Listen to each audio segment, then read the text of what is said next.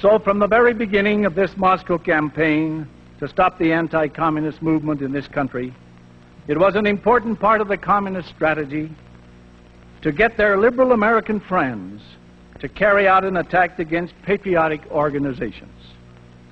Of course, the communists have learned not to attack all patriotic groups at once. Their strategy is to focus on just one organization and make it so detestable and ugly in the public mind that they can hold it up as a sort of tar baby and then use it to smear all other individuals or groups in the same category. It was interesting to see just where the communists would begin their dirty work. Which organization would be singled out to get the tar brush treatment? It could have been the American Farm Bureau, which the communists have consistently denounced.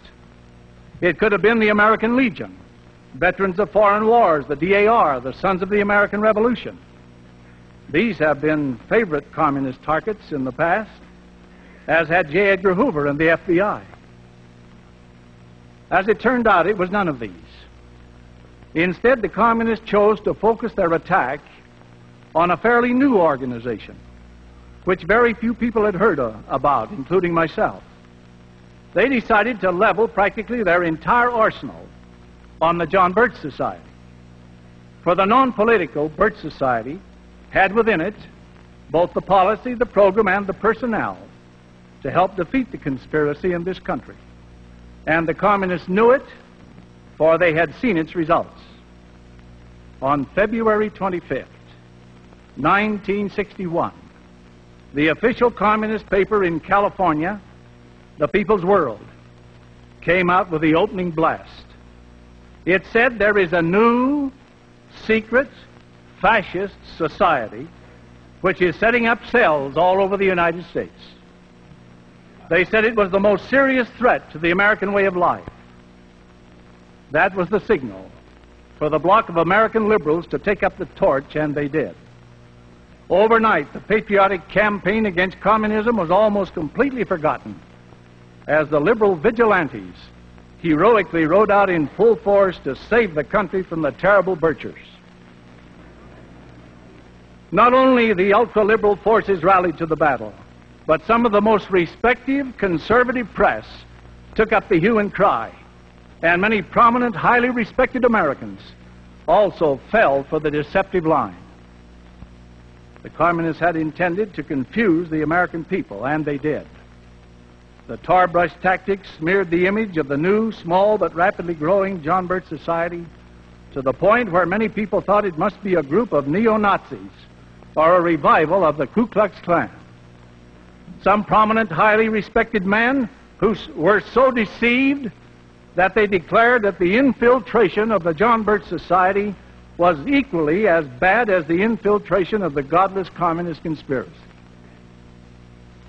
From the beginning of this attack, the John Birch Society pleaded for some kind of official investigation so the truth about them could be given to the public. They believed this was the only way they could counteract the tidal wave of false propaganda which was being heaped upon them. But the investigation was so long in coming that the purposes of the Communist Liberal Coalition were completely accomplished. It will probably be a long time before the official report on the John Birch Society gets an honest hearing.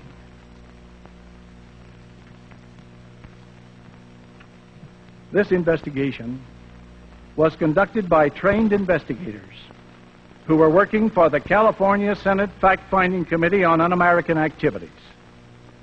The investigation took 2 years. Sworn affidavits were obtained from scores of people. The attacks on the society were studied. Interviews were conducted with detractors and supporters of the society. Undetected investigators attended Birch meetings. The Senate fact-finding report was issued in June 1963. But even this report was recklessly distorted by some of the liberal press stories. I therefore obtained a copy of the report myself so I could see what was in it. The report is 62 pages long, was signed by all members of the committee, and was issued by the President pro tem of the California Senate, Senator Hugh M. Burns, a Democrat. Here are a few quotes from the report. The Society had been publicly charged with being a secret, fascist, subversive, un-American, anti-Semitic organization. We have not found any of these accusations to be supported by the evidence.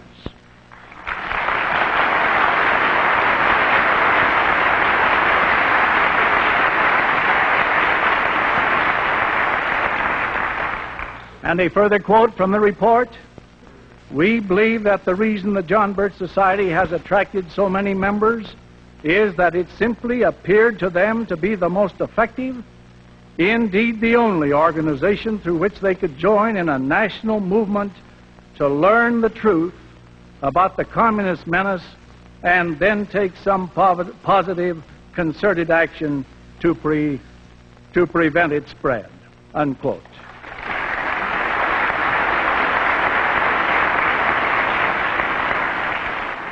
This report also goes on to verify what I have already told you, namely that the attack against the John Birch Society commenced with an article in the People's World, California communist paper.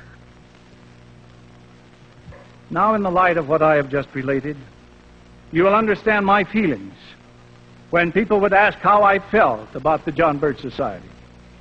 Because of the amazing effect and the effective propaganda against them, it has been very unpopular to defend this group.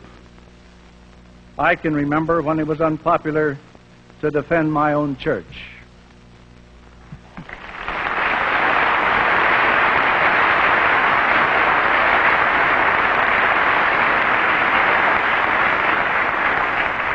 Nevertheless, as soon as I learned what the communists and liberals were doing to the John Birch Society, I felt a deep indignation that this should happen to any non-political, patriotic group of American citizens. I felt it was dishonest, immoral, and crass hypocrisy. I still feel that way. One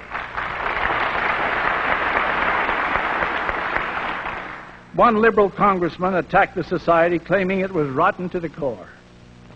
Other influential liberals said they objected to the society's methods. If it was rotten to the core, the California Senate fact-finding investigators couldn't discover it. Some of the finest, best-informed Americans I know have endorsed the society and its program, including a number of former FBI agents and officials, counter spies, intelligence and security officers, and so on.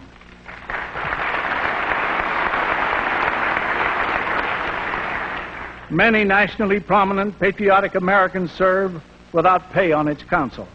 As to its methods, the report describes the society as a study group organization designed to, quote, first learn the facts about communism and then implement that knowledge with effective and responsible action, unquote.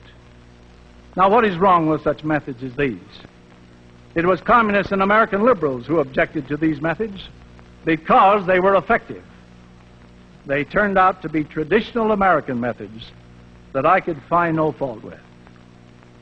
Even in my own church, I found a certain amount of confusion. I heard people say that the LDS Church was opposed to the John Birch Society. This may come in part, at least, as a result of a statement made by the First Presidency 3 years ago. However, when President McKay discovered that this statement was being misinterpreted and certain people were quoting it to try and prove the LDS Church was opposing the John Birch Society, he authorized a clarifying statement. This statement appeared in the official church newspaper for March 16, 1963, and says, quote, the church is not opposing the John Birch Society or any other organization of like nature, and that members of the church are free to join anti-communist organizations, unquote.